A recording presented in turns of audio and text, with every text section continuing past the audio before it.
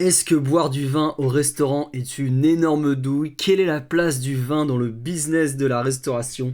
On va répondre à toutes ces questions aujourd'hui parce que voilà, vous le savez, hein, sur cette chaîne, on parle de la crise de la restauration, mais la restauration, elle rencontre aussi une crise de la consommation d'alcool. On boit de moins en moins de vin au restaurant et donc je vais vous donner mon avis de cuisinier en restauration, mais d'abord, vidéo.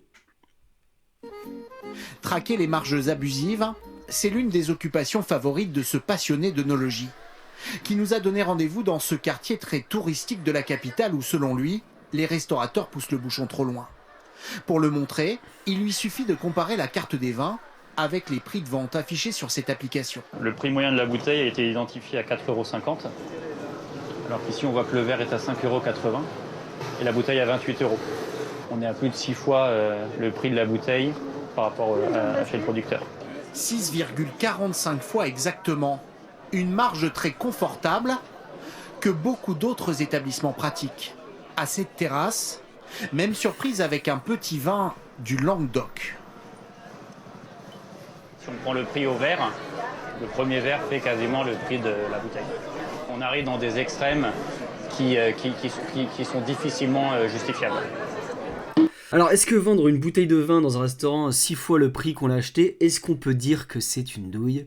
Alors, nous avons Alain Fontaine. Alain Fontaine, c'est ce beau jeune homme à gauche.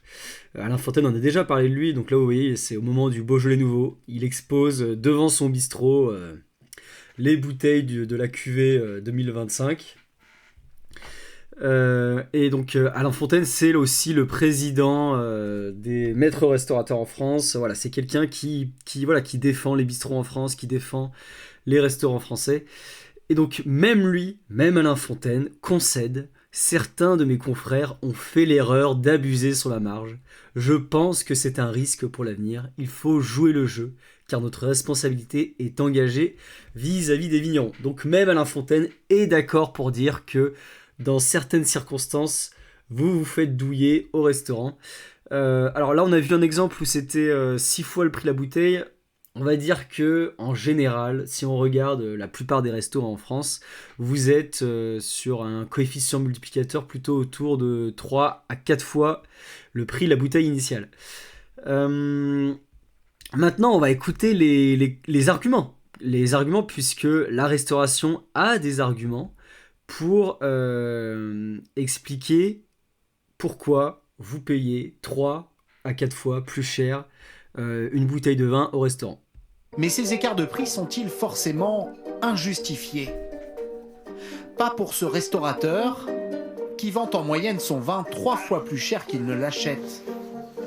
Pour comprendre ces arguments, il faut faire preuve d'un peu de souplesse et rejoindre une petite cave. Exactement, poche à secret. Yep. Juste là, on a la partie des blancs. Dans ces locaux à l'atmosphère contrôlée, environ 14 000 bouteilles, dont une grande partie n'est pas encore en vente. Ça, ce sont des vins en vieillissement, mais là, on va attendre, je pense, 3-4 ans avant de les mettre sur carte. Un stockage coûteux, tout comme le service en salle. 17 employés à temps plein, dont 3 sommeliers. Le prix à payer pour une dégustation de qualité. On va se déplacer chez le vigneron. On va déboucher des bouteilles justement pour pouvoir faire des accords mets-vins avec les cuisiniers. Bon, je le coupe, mais juste, enfin voilà, c'est là où vous devez avoir un peu de nuance. Son restaurant, il s'appelle Le Petit Sommelier. Évidemment que des restaurants se positionnent sur le fait que vous venez au restaurant pour manger, mais vous venez aussi pour boire du bon vin, avec en effet un sommelier qui sera là pour vous expliquer comment est fait le vin, comment goûte le vin, en quoi il sera bien accordé avec le plat que vous allez prendre. Et donc évidemment derrière, vous avez des caves qui contiennent des nombreuses bouteilles qui sont en plus climatisées. Donc tout cela a un coût avec le stockage, mais c'est là où je veux qu'on appelle à la nuance. Cet exemple ne représente pas la majorité des restaurants. Dans la majorité des restaurants où vous payez votre vin 3 fois à 4 fois plus cher, il n'y a pas de cave, à une température contrôlé, il n'y a pas de sommelier, et pour autant, vous le payez, vous le payez quand même plus cher. Et d'ailleurs, oui, moi j'ai fait des restaurants où la cave, au-delà d'avoir une température contrôlée, c'était même pas, la cave était, la température était abusée. C'était des caves où justement il faisait beaucoup trop chaud et le vin était conservé, était stocké là-dedans. Donc vous imaginez la gueule du vin quand on vous le sert. Vous ajoutez à ça que le serveur, en fait, il vous répète juste un discours formaté qu'on lui a demandé de répéter, et voilà, et là vous avez la douille ultime. Enfin, je veux dire, votre vin, vous le payez quand même 3 à 4 fois plus cher que si vous l'achetiez en grande surface. Et donc pourquoi vous payez votre vin beaucoup plus cher au resto, même en dehors de ces restos qui sont des restaurants où en effet le coût peut s'expliquer, et ben parce que voilà, c'est le business de la restauration. Un restaurant se fait de l'argent en vendant du vin. Parce que quand vous allez au restaurant, la réalité c'est que vous n'allez pas au restaurant en regardant la carte des vins, mais vous allez au restaurant en regardant la carte de ce que vous allez manger. Et donc, on le sait, en France, il y a une concurrence exacerbée des restaurants.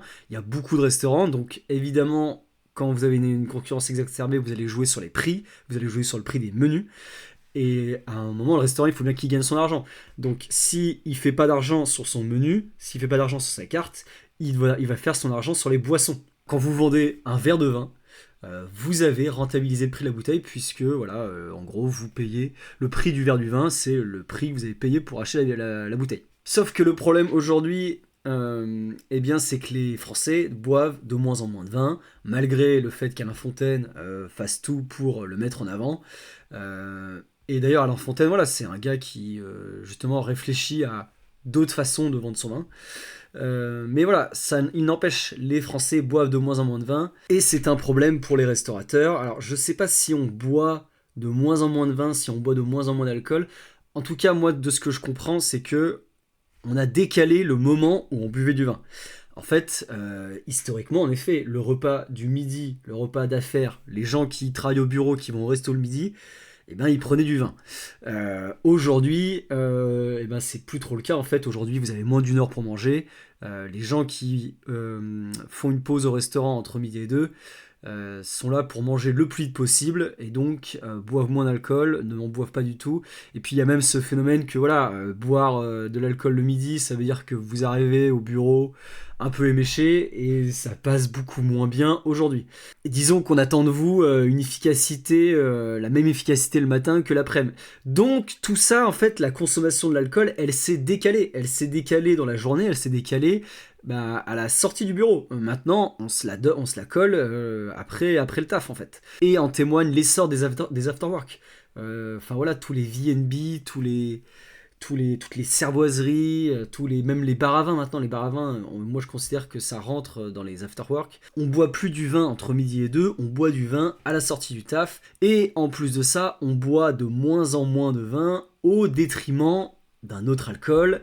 La bière, évidemment. La bière, ça fait 15 ans, ça fait 20 ans que c'est un alcool en vogue. On vous donne des chiffres, on vous dit que sur la moyenne des années 2019-2023, les vins tranquilles effervescents représentaient 40% des volumes d'achat de boissons alcoolisées.